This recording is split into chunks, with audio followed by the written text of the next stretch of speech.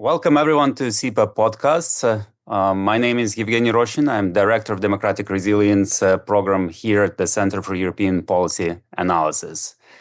Today we will be digging into the most recent developments in Russia, because what we seem to hear doesn't look particularly rosy for Vladimir Putin. Joining me today is the panel of three excellent experts, and I would like to start by introducing Vladislav Kulminski, Ambassador of the Republic of Moldova to the United States and Mexico. Next is Julia Ioffe, founding partner and Washington correspondent at Puck, where she covers intersection of national security, foreign policy, and domestic politics. Julia spent many years in Moscow covering politics and adjacent events for the New Yorker and Foreign Policy magazine. And last but not least, Sam Greene, who is a senior fellow with the Democratic Resilience Program here at the Center for European Policy Analysis, as well as professor of Russian politics at King's College. Sam similarly spent a considerable part of his career in Moscow analyzing events on the ground. And I would like to start by posing a very broad question to all of you. I would like to try to make sense of actually what we are seeing in Moscow and Russia more broadly. And to remind the readers, this spring didn't really start well for the Kremlin. First of all, it looks like the military advances on the front line are stalled. The Russian government is desperately trying to find ways to balance the budget. Then there is a huge problem with public perceptions of what's going on. First, it started with the blockings of the most popular messengers, such as Telegram and Internet more broadly. Then people started seeing war coming home with many refineries catching fire as a result of Ukrainian drone attacks. So what we ended up seeing are the lines to gas stations across Russia. And in certain regions, there is this old practice being reintroduced, reminding of the nightmares of the late Soviet Union, when people are getting the tickets for gas, which is such a bad image. So I was wondering if you see it as a sign of something substantial happening in Moscow and in Russia more broadly, or is it just, a coincidence of minor incidents that do not have a major role to play? And I would like to start with you, Julia. What do you make of it? Well, I would say on one hand, it's the violation of the social contract, such as it was, that everybody talked about Putin entering with the Russian people when he first took power, right? Which was that we'll take care of your well-being, your material well-being. You'll get richer, more comfortable after the national bankruptcy of the 80s and 90s, and you don't have to worry about politics. Stay out of politics and we'll keep you comfortable. I don't know to what extent this was a contract willingly entered into, but this was something that was thrown around a lot among Russia hands for, I would say, the first 10, 15 years of Putin's rule. We saw the economy stagnating right before Putin launched the full-scale invasion. It turbocharged the shifting to a war footing, the militarization of the economy, turbocharged the economy, the labor force, et cetera. And economists all said that this was going to be a sugar high. It was going to come down, and here we are. A lot of Russians are unhappy not least because, sure, the prices are really high. You see a lot of social media filled with, especially around the new year in January, February, you saw Russians posting videos saying, look, here I am at my local grocery store and I can't afford, a crappy downscale kind of bar of chocolate. I can't afford apples anymore. I can't afford this anymore because inflation picked up because the new taxes that the government introduced to pay for the war kicked in January. A lot of businesses were on the verge of bankruptcy. And that's not even speaking of the businesses that are getting gobbled up by the FSB and people close to them, the Siloviki, who themselves need more money, right, to maintain their lifestyle. So there you have small and medium-sized businesses, what's left of them, being pressed from all sides by inflation and taxes from the government and the Siloviki eating them up. And then the government in the spring shut down a lot of mobile internet access for Russians, access to Telegram, to WhatsApp, to VPNs. So it's all the things that Russians take for granted to make their lifestyle easy, comfortable, have been under attack from the Kremlin. In a normal society, you would see people out on the streets. You would see a kind of throw the bums out attitude. But that's when you realize that's what the massive repressive apparatus of the state is for. And the Kremlin has been flexing that muscle from, I would say even before the war, from 2021 when things got very, very bad. And then even more so after the war. And so when you speak to Russians, they're scared. Yes, they're unhappy, but they're scared. They don't want to go to jail. They don't want to lose access to their kids. I was really struck by, in a Russian city, there were three third or fourth graders. They were 8 or 9 years old. Were playing on this installation of cubes in the town square that were there to celebrate Victory Day. And they were playing on them, climbing on them, their kids. And one of the cubes broke. They say it was broken before. The police say the kids broke it.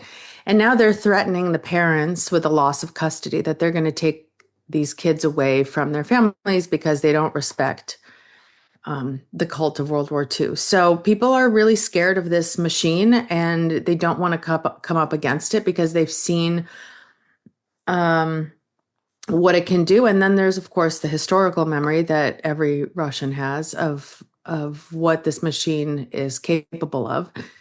And frankly, that's what it's there for, to take away people's ability to voice their discontent and to do anything about it, and to keep the current regime in power in spite of everybody else's wishes.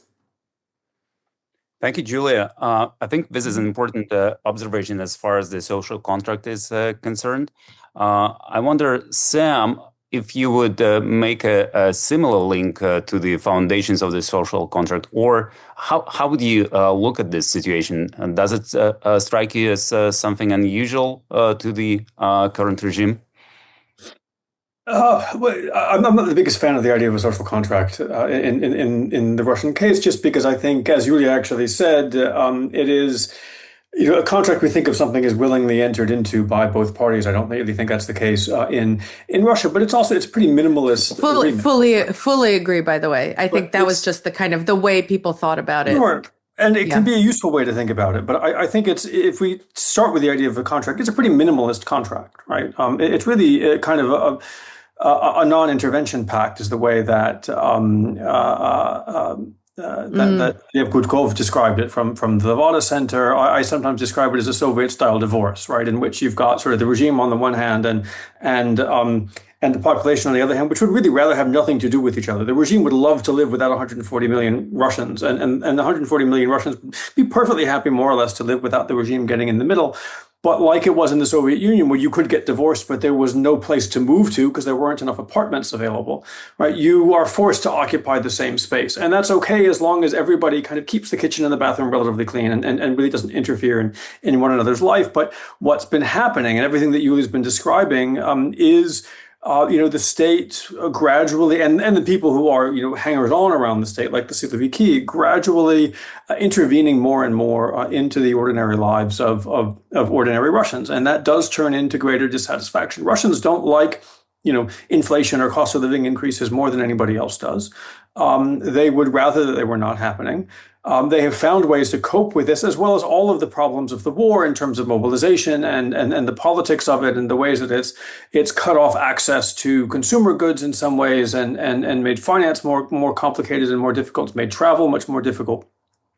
They found ways to cope with that. A lot of those ways ran through the internet, right? They ran through Telegram, because that's where you found out the information, not just about what was going on in the war, but where gasoline is a little bit cheaper, where there's a little bit more available. It's the way that people would connect with clients in a rapidly changing business environment, and so on, right? So it's you take that away from people, and all of a sudden you're not only telling people that, look, you have to cope with all of these difficulties that we're creating for you, but we're going to take away your coping mechanism, right? And of course that annoys people. What I'm not hearing, and I'm able to a certain to run some surveys and some focus groups and other things, and we can talk for hours about how much we want to believe the data. I'm seeing that dissatisfaction. I think what we're seeing for the first time, really, since the war started, is that people are connecting that dissatisfaction to the war, and by extension to Putin. Right? So they do see that, look, all of our lives would become a little bit easier if this war wasn't happening. Right? And it would be nice if this war ended.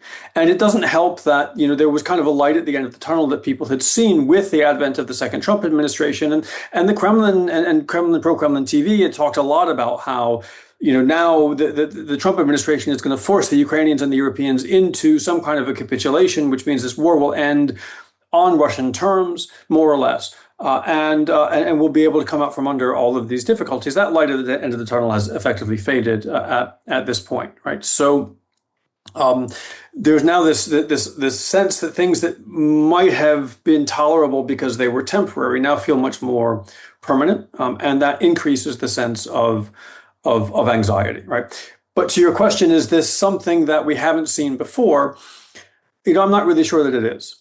The Kremlin has faced multiple episodes of widespread dissatisfaction again and again. It's able to rely on, again, some of the things that Julia described in terms of a memory of what the repressive apparatus can do. But it's also able to rely on a sense that, frankly, while people might recognize how bad this government is, they don't expect any other government to be much better, if any better at all. And so what I'm hearing from people in focus groups and other forums is that, we would like this government to stop doing what it's doing. But that doesn't necessarily mean we want to get rid of this government, because we are afraid of the chaos that a change of regime might bring. Right. So my assumption is that this government will survive because it has survived pretty much everything that we've seen before. And of course, eventually, I'll be wrong, and it won't survive. But that's the black box that we're in. Sam, it's interesting what you've just said about people seeing the connection between what's happening and the actions made by the Kremlin and Putin more specifically. I would just like to quickly clarify. Do you think people were not able to see that connection before 2026? So I think it's a couple of things. Some people may not have been able to see the connection, but I think what's happening is people are more willing to talk about the connection. The connection has become sort of a legitimate topic of conversation around, kitchen tables and those sorts of sort of closed, safe social spaces, right? Which are never really fully safe. And so when people start to talk about it, some people start to talk about it, then other people begin to maybe either see connections or see that it's okay to talk about these connections. And then your mind and your conversations go in directions they might not have gone to before. But again, I would be careful to say that I don't think this necessarily means that people have all of a sudden become pro-Ukrainian or anti-war, right? It simply means they would rather this war end. And you ask them, well, how do you think it could end? And some people will say, well, there should be negotiations. And other people say, well, we should just drop a nuclear bomb on Kyiv. Either one achieves the result, right? And they're kind of agnostic as to which one it is, depending on sort of the valence of the conversation around them. Okay. Thank you for that. Ambassador, I would like to invite you to jump in. You don't study Russian politics per se, but you have such an enormous experience working in the so-called post-communist space. How does that entire situation look to you? What would you like to share with us? Look, since colleagues have already explained the domestic part, I think I will really try to take it from a slightly different angle. I'll try to put it into context, which I think really matters and is really important. And here, probably 3 points are relevant. First of all, you can really almost trace a pattern in Russian history that whenever there's this failed geopolitical expansion, or whenever there's this failed large-scale military enterprise, this almost inevitably triggers, I don't know, let me put it this way, domestic discontent. Russians and Russia can forgive cruelty only insofar as you can achieve, your stated goals of extending Russia, of making it greater. But what the Russians throughout history have not really been able to forgive is, humiliation, geopolitical weakness, because this usually leads to doubts, this leads to questions, this leads to collapsing popular appeal, to questions, the Tsar isn't real, etc., etc., etc. So I think that this is a really kind of interesting historical parallel here, that a foreign policy debacle can trigger, it's a big question whether it is domestic issues that trigger foreign policy debacles or whether it is foreign policy debacles that trigger domestic issues, but that's not really the point. But what I think is really important is that, overextension throughout history has been one of the key reasons for that. It's your inability to relate the aims and the wherewithal to achieve those aims, right? And I don't know, maybe we could just quickly take a look at some historical examples which I think are quite relevant to where we are today. And let's not delve too deeply into this. I think that if you ask me, this horrific and unnecessary war against Ukraine is an example of such overextension of Russia, a foreign policy debacle, and a potential trigger for quite a lot of domestic discontent.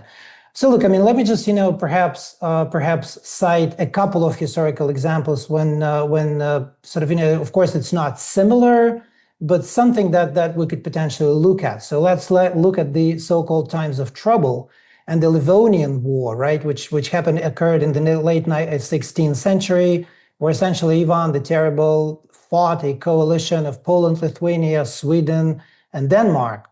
This was essentially a war for control, for access to the Baltic Sea and access over today's territory of Estonia, right?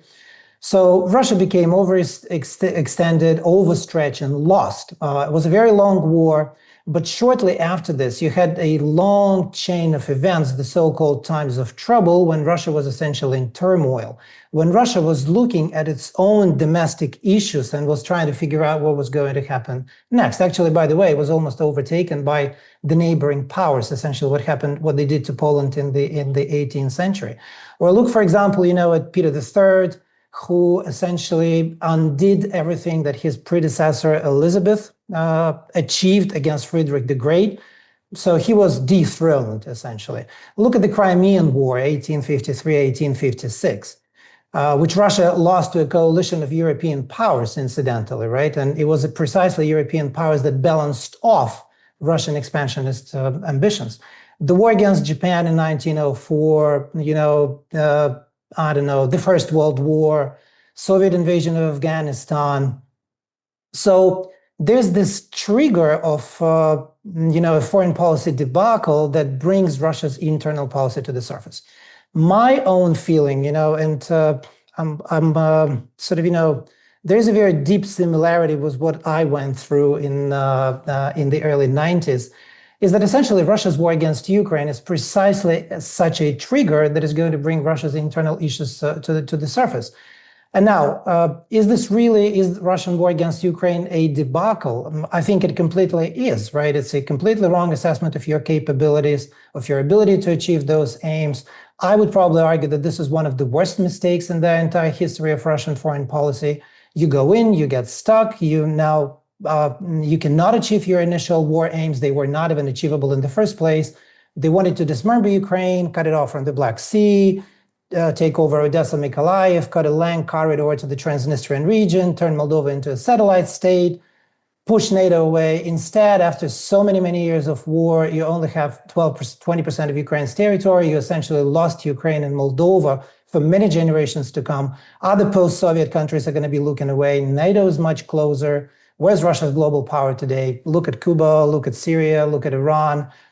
So I think this is really one of those classic examples of overextension of which we have seen in Russian history. And so what is going to happen next? I think that is really the key question. I guess a rational player would probably just call it a day for the time being, right? You put it off until better set of geopolitical circumstances. I think it is really time to do that. But is this really going to happen? It seems that, the Kremlin is choosing an escalation. And I think one of the reasons why they're choosing an escalation is precisely because they know that stopping this war is likely to trigger domestic issues, domestic turmoil. And therefore, they prefer an escalation over this domestic turmoil. And by the way, just, to wrap up, it's a really interesting point how it happens. We can never really figure it out. It can happen in many different ways. There are many different permutations. Is it going to be Marina Mnishek on a horse? Is it going to be Minin and Pozharsky who will take the throne? God knows. It's going to be Yeltsin or Gorbachev. It's really very, very difficult to figure it out. What is for certain is that, this is something that is ongoing, right? And that is really what matters. And that is what is going to be quite consequential. Thank you, Ambassador. And this is exactly the question I would like to address now, because this is something that everyone asks. What if there is this unimaginable scenario when Putin just disappears? Sam, I would like to invite you to jump in now and tell us more about what are the typical causes for the authoritarian regimes to collapse. Which one of those could be most relevant to Russia? And picking up on what you said earlier, what would be the role of the Russian people who eventually managed to make a connection between what's happening and Putin's own agency? Look, authoritarian regimes are different and they collapse in different ways. And so I think it is not very helpful to sort of look for a single formula of how these things happen. But at the core of any authoritarian collapse really is a collapse in expectations.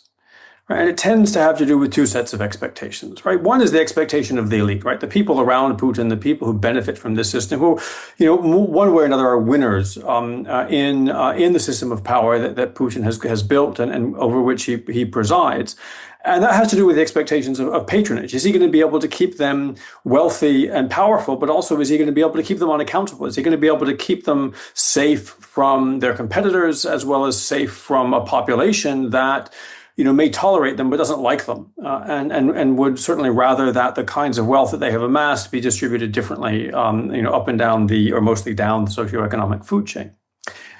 So the question for them is, do I expect that this person in charge, in this case Putin, is going to be able to continue to provide that service for me, or do I think that a different leader might do better? Now, the reality of the moment is that everybody in this system is a winner. They're less maybe of a winner than they were before the war. Some of them have done better throughout the war. But they're still a winner. Change is going to create winners and losers unpredictably. You don't know whether you're going to be a winner or loser if the change process starts. And so things have to look pretty catastrophically bad in the very short term for you to think that engaging in that process of political change is worth your while. Because there's at least the possibility that you're going to end up on the losing end of that, and quite catastrophically so. For ordinary citizens, the question is really, what's the expectation of consensus, right? We who are lucky enough to live in democratic societies can allow ourselves to disagree to a certain extent with the people around us, right? We understand that broadly speaking, while there might be some people we don't really want to have conversations with about politics, that it's legitimate to be on different sides of a political divide. In a place like Russia, it's not legitimate, right? Everything is telling you, the television, the internet, life is telling you that, 86% of the population believes about politics in a certain way, and the other 14% are nuts and should be locked up either in prison or some kind of mental institution, or should be, as Putin said at the start of the war, chewed up and spat out like a fly. Right? And you don't want to be the fly, right? So the question is, you look around and you try to figure out, well, is the consensus where I've expected it to be, and are the forces that create that consensus, right, still going to be creating that consensus in the near future? And if not, right, then you can have a rapid shift in the other direction. It's not just that the consensus gradually erodes; it's that 86% shifts from being 86% for to being 86% against, and you have a catastrophic loss of confidence in the regime. And that is then. These two things are related, right? Because when the elite are trying to figure out whether the regime can protect them, they're not just looking up, right? They're looking down. They're looking to see, can this regime keep the street quiet, right? Can this regime use force against the street if need be? Does it have the confidence of enough of the population that I don't need to worry about my position? And when the elite begin to see that anxiety in the population, then the population can actually become a significant political force in an authoritarian regime. But of course, most authoritarian regimes tend to be brought down by the elite and not by the masses. So the masses can be catalysts, right? And in some cases, they do create a moment that engulfs everybody, right? But that's pretty rare, right? What's much more common is that the elite, look up to see if they're confident. They look down to see if they need to be anxious, and they make a decision based on that. So it's sort of this triangular setup that can create a lot of anxiety for everybody involved. Mm-hmm. Thanks for that. Speaking of elites and the cleavages and splits that might occur, Julia, you've been watching Putin's inner circle for years. Could you describe to us what you've been seeing recently in terms of the stability of this inner circle, what these elites might be up to? And then perhaps I would have a second question related to that, because people often say that, when Putin is gone, Russia will remain autocracy because anyone who comes in would need to actually reproduce this system of power to make sure they have effective control of the government. So how does it look from your perspective? Should this elites or a smaller inner circle, collapse?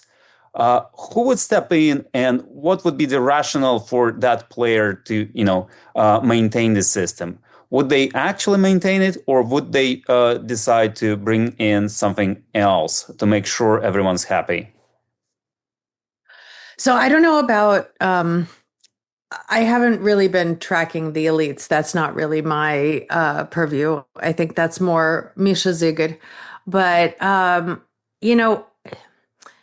the discourse about the elites and I think to Sam's excellent point that it's usually the elites who bring down the government. And we saw that in 1917 and 1991, right? In February of 1917.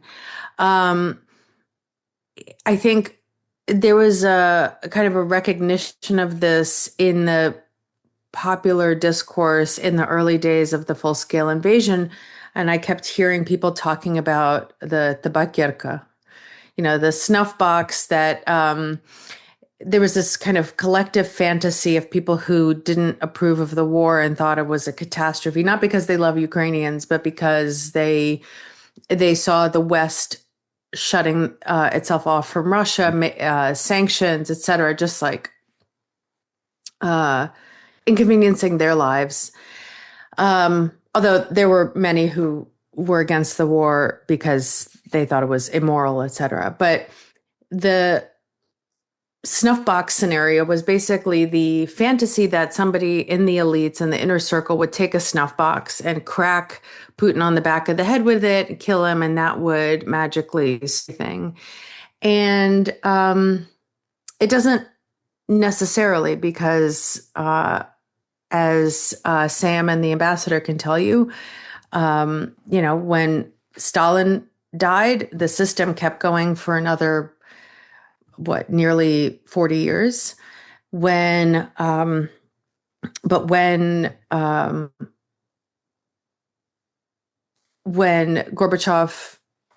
basically dismantled the system itself, it fell apart. So I don't know. Look, the elites, I think the West made a terrible strategic mistake in the first year or so of the war. The idea was to peel elites away from Putin, use them against Putin, but they sanctioned them onto the boat with Putin, and kind of made it clear to them that the West doesn't want them, that their fate is with Putin, that they're going down with the ship. And it made them more beholden to Putin, if anything. So, and we also know that Putin strengthened his control over the elites and, increased surveillance of them, made it very difficult for them to meet, to plan anything, even if they were going to plan something. And I think now these elites understand that their fate is with Putin. This is the only way that they can maintain power, maintain their riches. I think the Prigozhin coup accentuated that. I think Prigozhin was terrifying for the elites. He was the kind of junkyard dog that scared them all so much. And then when he started his short-lived mutiny, I think they got a quick kind of vaccination. They were like, oh God, this is what the alternative to Putin looks like. We're sticking with Putin. So I think, if anything, the last 2 years have made Putin's hold over the elites more durable, more stronger. So I think something really catastrophic would have to happen for the splintering to happen. And after, the day after Putin, I don't know. I think it would be quite tempting for whoever filled Putin's shoes to, they have this whole apparatus, right? It would be quite tempting to continue to use it rather than to dismantle it. Okay. Julia, just to clarify, do you think the Western or European, perhaps governments in particular, had an alternative policy that they could have enacted towards Russian elites that they actually haven't enacted, and that was a lost opportunity? Absolutely. I remember in the spring of 2022, Mike McFaul and others shopping this idea around of, give these oligarchs a way off the sanctions list by saying, hey, take whatever, 10, 15% of my wealth, give it to the Ukrainians, give me shelter in the West, and get me off the sanctions list and access to my funds, and I'm yours, right? I remember talking to somebody on the National Security Council about it at the time, and they were like, well, we don't want to introduce the idea that you can just buy your way off the sanctions list. I was like, well, I think also in terms of more ordinary Russians who were, the kind of white collar class that had risen up against Putin in 2011, 2012, that had real valuable, marketable skills, especially in tech, that I remember a friend here in the West saying, they're giving away their best Russians for free. Why aren't we taking them? And again, I remember talking to another person on the NSC about this, and I was like, why aren't you taking these people in? Why aren't you giving them visas? Why aren't you using their skills? And this person said, that's for Europe to deal with. They're for Europe. And part of it was because the White House was dealing with kind of the right-wing messaging on migration, on uncontrolled migration. But, I don't know that the American population would have minded, white Russians. I mean, not white Russians, but like Russians who are white, who are, in their minds, more quote unquote assimilatable, coming in here on visas. I think it was a massive, massive lost opportunity, and it cemented the view, I think, for a lot of Russians, more ordinary Russians, that the West hates Russians. The West hates us, and so our fate is with Putin, with Russia, and kind of cemented this us versus them narrative that is very, very helpful for Putin. Thank you, Julia. Ambassador, I didn't want you to speculate about the mindsets of the Russian elites, but I would like to ask you about what might happen in case there is a regime change. How do you think Moscow's foreign policy might change towards Europe and Moldova more specifically? And how do you think your own country's foreign policy will be impacted by, a possible regime change scenario in Moscow? Evgeny, thank you. Look, I mean, I don't really want to speculate on that, but I think that, if you look into history again, which is a really great tutor, if you wish, you will see that likely, I mean, my prediction is the war in Ukraine is going to be over within a year, because this war is not winnable. And, the sooner Russia understands it, the better for everybody. That, Russian geopolitical goals that it set for itself when it started the war cannot be achieved. And by the way, you probably remember what Bismarck said, woe to the statesman whose explanation for why he or she started the war are not as convincing at the beginning of the war as they are at the end, which I think is, is a really important maxim to this day. But to your question, what is going to happen? Look, there's a window of opportunity always. So there's about it's a sort of different time frame, but there's a period of respite. We brought up, Julia, I think, brought up 1953, right? But there was a period of thaw when Russia, the Soviet Union, was really preoccupied with its internal affairs. Remember that, after 1953, we had the Korean War that was ended, armistice along the 38th parallel. You had Russian Soviet naval bases withdrawn from China. The Soviet Union stopped hunting Tito. You had Austria, which became a United State in 1955. Prior to that, of the Second World War, it was partitioned among the occupying powers, right? And then in 1962, we got back to the Cuban Missile Crisis, et cetera, et cetera.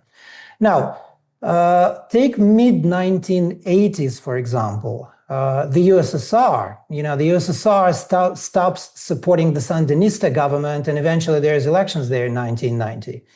Afghanistan, right? 1988, Soviet withdrawal from there. Angola, Mozambique, Mongolia. So there's sort of a bit of a period of a thaw.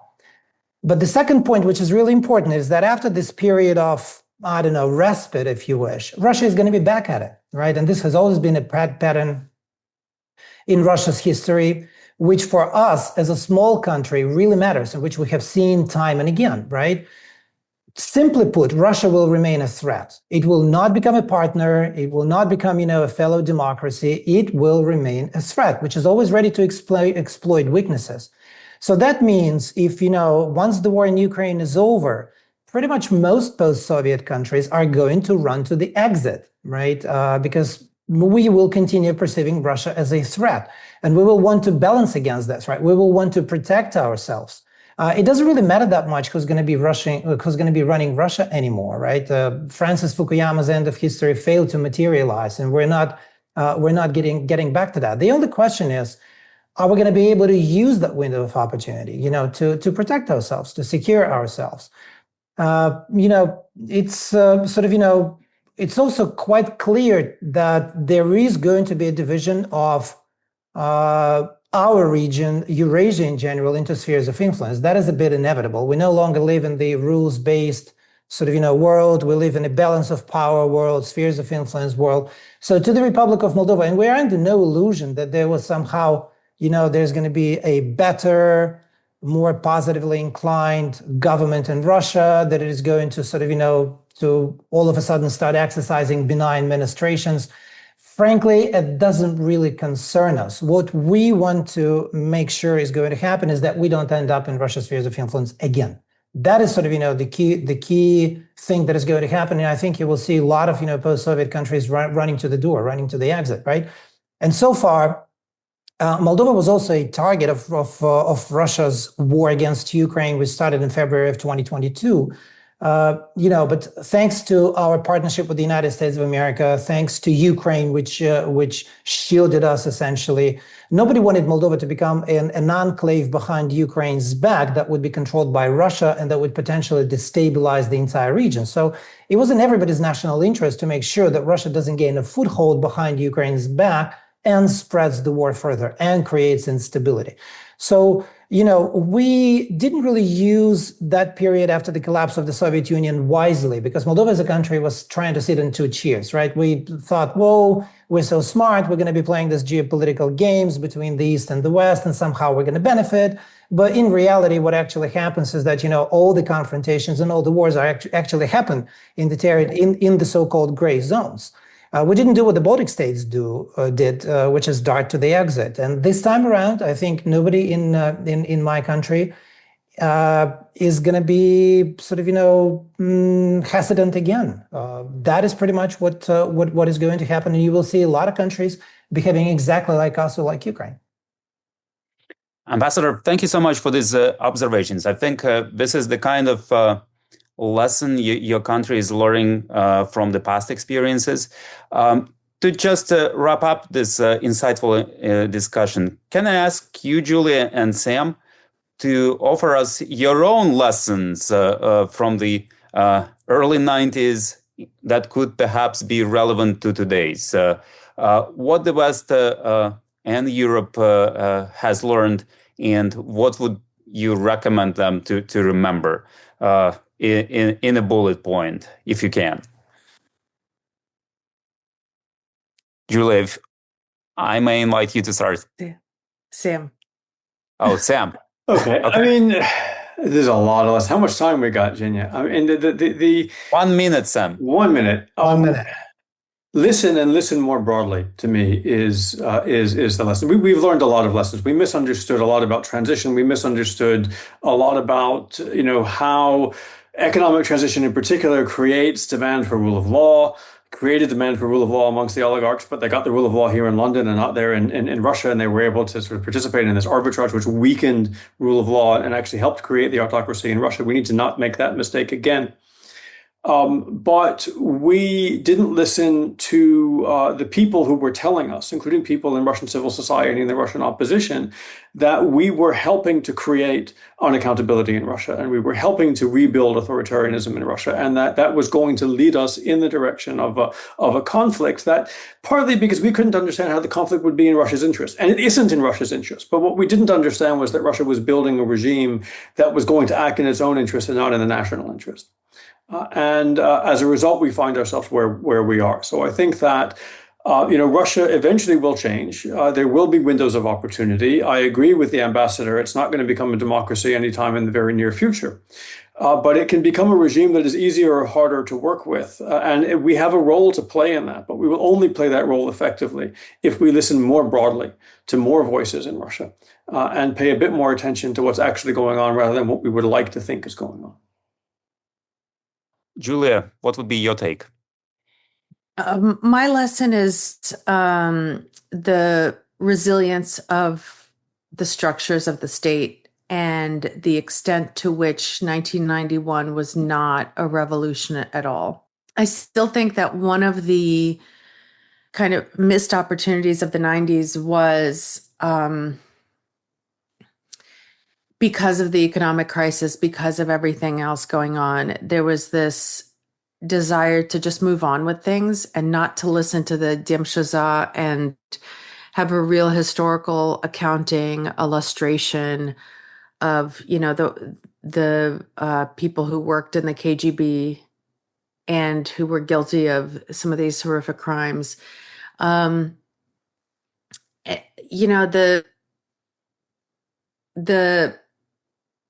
security state, the judiciary that helped it run, they were all able to reconstitute themselves very, very quickly because they were never dismantled to begin with. And that's very hard because you look at Iraq, for example, after 2003, and you see that lustration policies like de-Baathification can backfire spectacularly.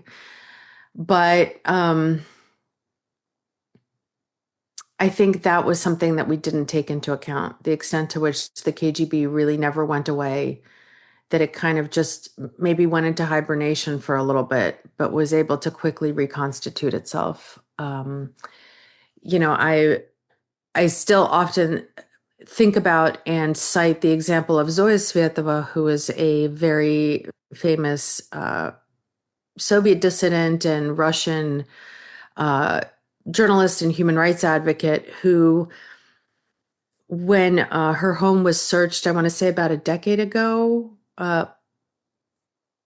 the judge who signed off on the order, on the warrant, the search warrant, was the same judge who signed off on the search warrant for her parents' apartment to be searched by the KGB in Soviet times. And that to me is just such an incredible and bitter illustration of what I'm talking about. Thank you. So the several takeaways that I got from your discussions are: make sure there are no zones of influence anymore. Make sure you listen to the voices on the ground and thereby ensure there is a stronger accountability and the rule of law. And as part of that advice, make sure security forces no longer play a significant role in politics. With this, I would just like to thank you all for your insightful contributions. And I would like to thank all our viewers and listeners to this podcast.